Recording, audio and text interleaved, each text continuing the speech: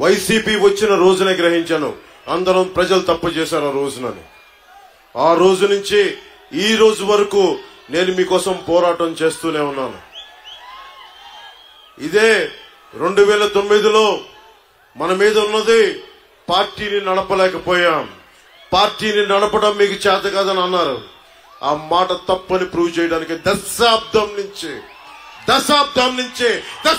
నుంచి నిలబెట్టి చూపించాం, నిలబడి ఉన్నాం, మీ భవిష్యత్తు కోసం ఉన్నాం. యువతరానికి ఏ సంపద విడిచిపెట్టాం? యుద్ధము, రక్తము, కన్నీరు తప్ప, గాయాలు, బాధలు, వేదనలు తప్ప, కలలు తప్ప, పిరికితనం, మోసం తప్ప. కష్టాలు మనకి, సంపద పెద్దిరెడ్డి గారికి, మిథున్ రెడ్డి గారికి, జగన్ రెడ్డి గారికి. కష్టాలు మనకి, త్యాగాలు మనకి, బలిదానాలు మనకి. ఈ రోజున ఇంత మండుటెండలో వచ్చి ఇంతమంది రోడ్డు మీదకి వచ్చి మీరు తెలుపుతున్నారంటే మీ ఆవేదన నాకు అర్థమవుతా ఉంది. మీ కష్టం తెలుసుకున్నవాడిని, మీలో ఒకరిని. 30,000 మంది ఆడపిల్లలు ఆంధ్రప్రదేశ్ నుంచి గాయపైతే, అదృశ్యమైతే వీళ్ళకి పట్టదు. పెద్దిరెడ్డి గారికి పట్టదు, మిథున్ రెడ్డి గారికి పట్టదు, జగన్ గారికి పట్టదు. వాళ్ళు వచ్చి కేవలం దోపిడీ చేయడం తప్ప ఇంతమంది ఆడపిల్లలు అదృశ్యం అయిపోయారే, వీళ్ళ గురించి మాట్లాడాలన్న ధ్యాస లేదు వీళ్ళకి. ఢిల్లీలో ఒక రోజున మిథున్ రెడ్డి గారు కనిపించారు.